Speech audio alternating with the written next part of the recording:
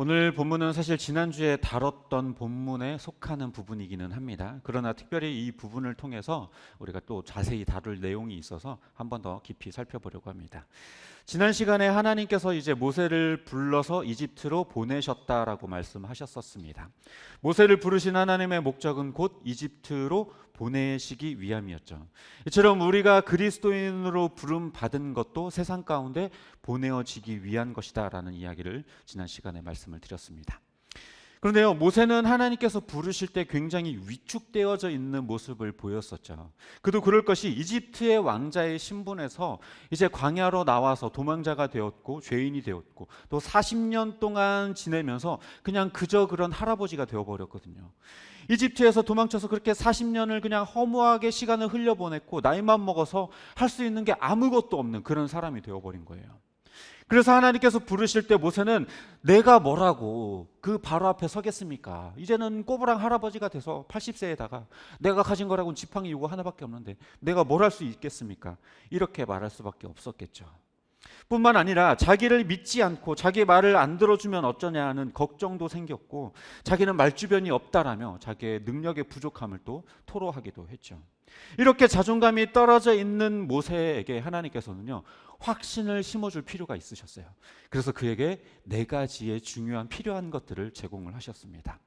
먼저는요, 하나님께서는 하나님의 이름을 묻는 모세에게 자기가 누구인지 알려주셨어요. 하나님께서는 자기를 가리켜서 뭐라고 얘기를 하냐면 오늘 본문에 나는 곧 나다. 이게 뭐예요? 나는 나야. 이름이 무엇입니까? 나는 나야. 개역 개정판에는 뭐라고 되어 있냐면 나는 스스로 있는 자다라고 되어 있죠.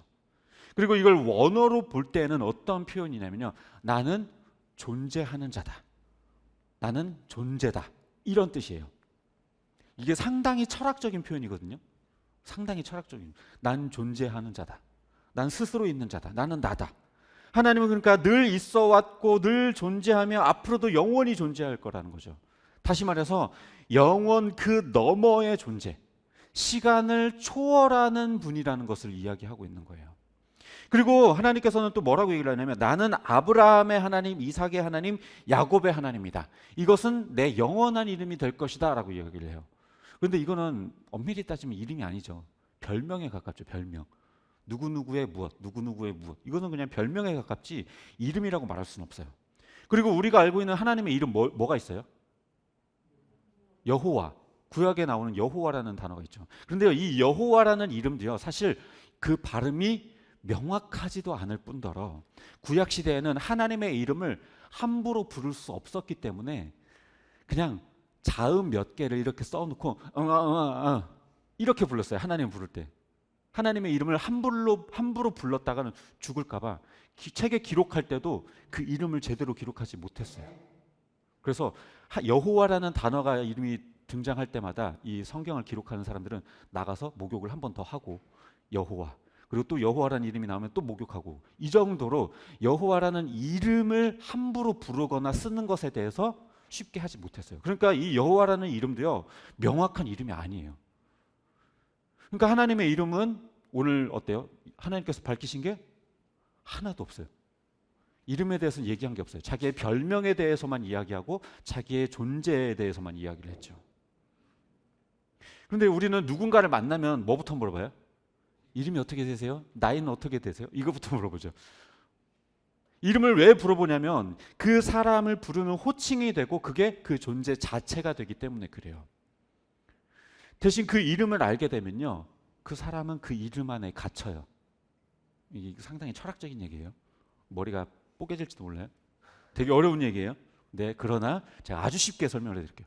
예를 들어서 컵이라고 하는 단어가 있죠. 컵하면 뭐가 떠올라요? 말 그대로 컵이 떠오르죠. 컵이라고 하는 그 형상이 떠오르죠. 그러면 그 형상은 그 안에 갇혀버려요.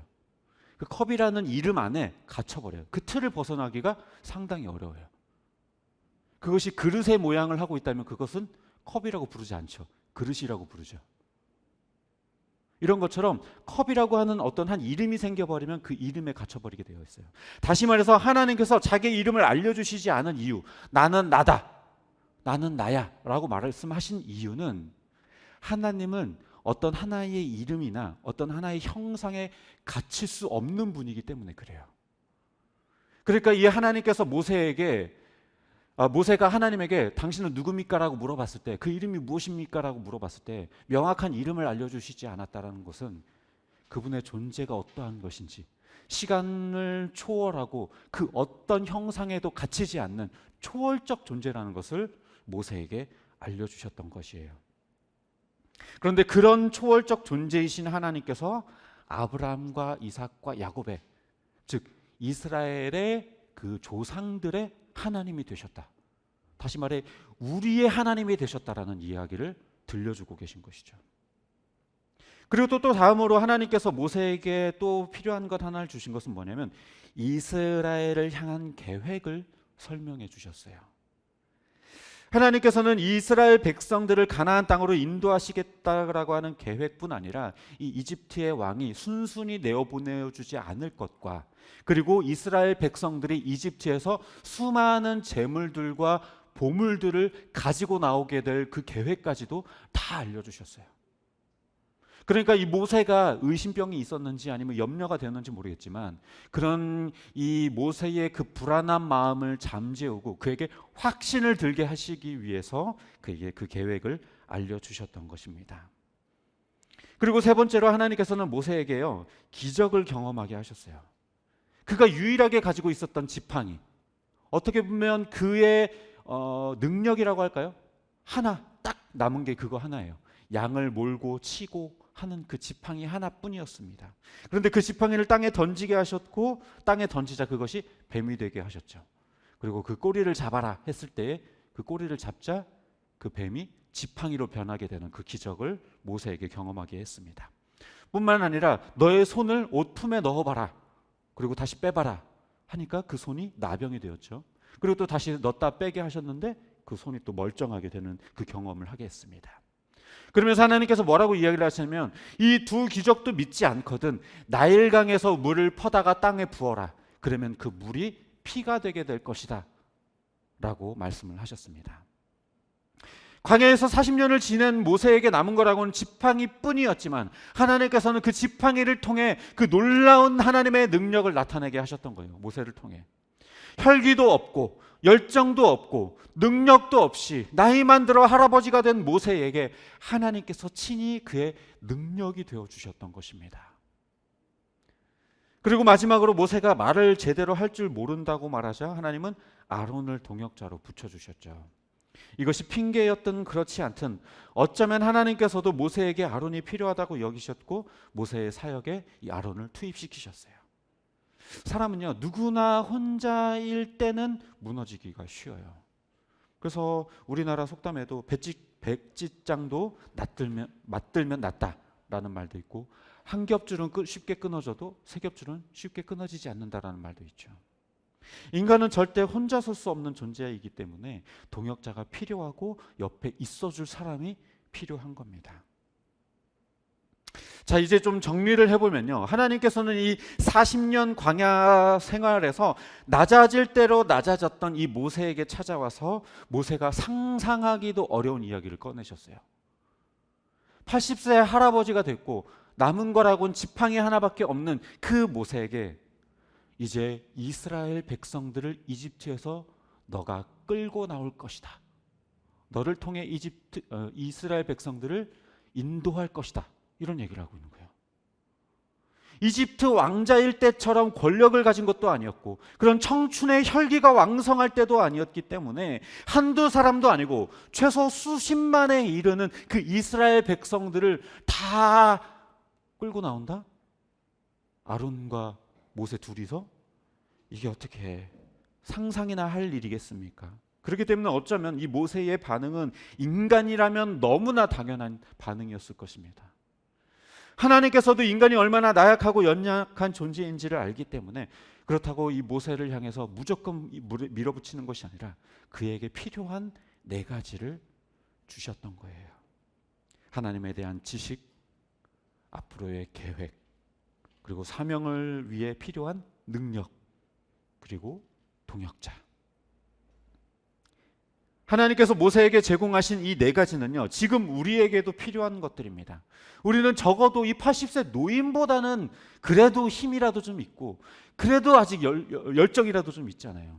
이렇게 보잘것없는 80세 노인도 위대한 영적 지도자로 세우신 그 하나님께서 우리를 부르셨습니다.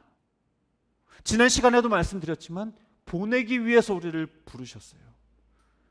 그렇기 때문에 우리도 다 사명자이고 모두가 보냄을 받은 자들입니다. 하지만 우리는 우리의 힘만으로는 결코 이 사명자의 이 역할을 감당할 수가 없어요. 우리도 모세처럼 하나님에 대한 지식, 하나님의 뜻과 계획, 그리고 하나님의 능력, 그리고 동역자가 우리에게 필요합니다. 우리도 모세와 같이 하나님께 이것들을 달라고 요청해야 돼요. 하나님에 대한 지식, 즉 복음에 대한 지식이 없이 어떻게 사람들에게 복음을 전할 수 있겠어요? 그냥 나가서 그냥 예수천당 불신지옥 이 8글자만 그냥 주구장창 외치겠어요? 물론 그렇게 해도 하나님께서 역사하실 수도 있을 거예요. 하지만 관심을 갖고 이 복음에 대해서, 하나님에 대해서 알고 싶어하는 사람들에게 뭐라고 설명할 거예요? 나는 잘 모르겠는데 우리 교회 와봐, 우리 목사님이 설명해 줄 거야. 그냥 목사님에게 그냥 몰빵해놓고 다 밀어놔놓고 그냥 맨날 목사님한테 토스해놓고 뒤로 빠져가지고, 그거는 구원받은 자의 모습이 아니에요. 신약 교회에서도요, 7 집사들도 그저 구제만 하지 않았고 나가서 복음을 전했고 심지어 침례를 주는 역할까지도 했어요. 기적을 일으키기도 했고요. 심지어 말씀을 전하다가 순교까지도 당했습니다. 이것은요 그냥 목회자들에게만 해당되는 얘기가 아니라는 거예요. 물론 특별한 상황이긴 하지만 그 정도로 준비되어 있었어요. 그러니까 저와 여러분은 모두 다 부름받았고 보냄받은 자들이기 때문에 하나님에 대한 지식, 즉 복음에 대해서, 하나님의 말씀에 대한 지식으로 풍성해지고 충만해져야 된다는 거예요. 그래서 이것들을 하나님께 구해야 되고 그 지혜를 구해야 되는 것입니다. 그리고 단지 복음을 전할 뿐 아니라 하나님의 뜻을 알고 하나님의 뜻대로 일해야 돼요. 하나님의 뜻이고 뭐고 그냥 나가서 그냥 길거리에서 소리만 치면 그게 되는 게 아니에요. 오히려 그것은요 일반 사람들에게 상당히 불쾌감만 일으킬 뿐입니다. 나가서 물티슈 나눠주고 전도지 돌린다고 그게 전도가 아니에요. 그건 그냥 나가서 가게 홍보하듯이 전단지 돌리는 것과 크게 다르지 않아요. 하나님의 마음이 어디를 향하는지, 하나님의 시선이 어디에 머무는지, 그 사역 가운데 나를 어떻게 쓰시길 원하시는지를 놓고 기도해야 돼요. 그 뜻이 무엇인지, 내가 왜 이 직장에 오게 되었는지, 하나님이 왜 이런 직업을 내게 주셨는지, 내가 만나는 사람들이, 내가 만나는 이 관계들이 왜 이렇게 형성되었는지, 그 모든 내 삶의 자리와 내 모든 삶의 영역 가운데에 하나님의 뜻과 계획이 무엇일까? 이 사람을 만나게 된 하나님의 뜻은 무엇일까? 이 직장, 이 직업에서 하나님이 내게 원하시는 뜻은 무엇일까? 이게 없이 그냥 만나면 히덕거리고 놀고 그냥 헤어지고 끝. 직장에 가면 그냥 돈 벌고 일하기 바빠서 그냥 이게 아니라 그걸 통해 하나님이 내게 주신 그 계획이 뭘까? 이것을 하나님께 간구해야 된다는 것입니다. 그리고 우리는요 능력이 없기 때문에 하나님의 능력을 구해야 돼요. 그렇다고 이게 뭐 문자적으로 모세처럼 뭐 기적을 일으켜야 된다 이런 얘기를 하는 건 아닙니다. 사랑할 수 없는 사람을 사랑하게 해주십시오. 이 참을 수 없는 분노를 참게 해주십시오. 내가 가진 것들을 포기할 수 없는 이 마음들을 포기할 수 있게 해주십시오. 희생할 수 있게 해주십시오. 이게 어떻게 보면 사람을 병을 고치고 예언을 하는 일보다 훨씬 더 놀라운 기적일 거예요. 본질적으로 세상을 변화시킬 수 있는 진정한 기적. 이게 진짜 기적이에요. 이걸 우리는 간구해야 돼요. 마지막으로 우리에게는요 동역자가 필요해요. 인간은 절대 혼자 설 수 없습니다. 그래서 우리에게는 교회라고 하는 공동체가 있고 옆에 함께하는 성도가 있는 것이죠. 교회라는 공동체를 통해서 우리가 서로를 위해 중보할 수 있고 서로를 도울 수 있는 관계가 되게 하는 것입니다. 그게 교회의 존재 목적 가운데 하나이기도 하죠. 말씀을 정리합니다. 저와 여러분은요, 하나님의 부름을 받았고 또 보냄을 받은 자들이에요. 하나님이 우리를 택하고 부르신 것은 세상 가운데 다시 보내지기 위함인 거예요.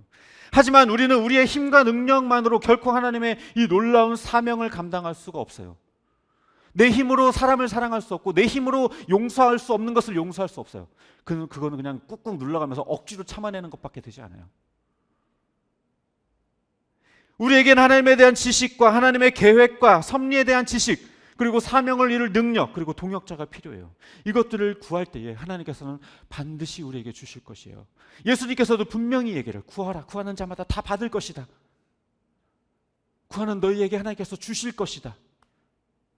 그것이 그냥 돈 달라고, 명예 달라고, 내가 하는 거 이루어 달라고 기도하면 이루어준다, 그런 말이 아니라 하나님의 사명을 감당하기 위해서 필요한 것들을 하나님께 구하면 하나님께서 주시겠다라는 거예요.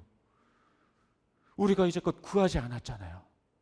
그러나 구해라, 그러면 너희 안에 기쁨이 충만케 될 것이다. 예수님께서 말씀하셨죠. 왜요? 그렇게 하나님의 사명을 감당하는 자에게 찾아오는 하나님의 놀라운 그 하늘의 기쁨이 있기 때문에 그런 거예요. 그냥 돈 많이 벌고 출세하고 그 세속적인 기쁨이 아니라 예수님이 우리에게 구하라고 하신 것이 바로 이것들이에요. 이것들. 돈 구해라, 출세 구해라, 건강 구해라, 잘 되는 길 구해라가 아니라 하나님의 마음, 하나님의 뜻, 그것을 가지고 세상을 품고 나아갈 수 있는 진정한 그리스도인, 그렇게 살라고 하나님이 우리를 부르신 것입니다. 바라기는 보냄의 사명을 받은 우리에게 이 지식과 능력 그리고 동역자가 필요함을 알고 구하여서 우리에게 주어진 이 사명을 감당해내는 저와 여러분 되시기를 주님의 이름으로 축복합니다.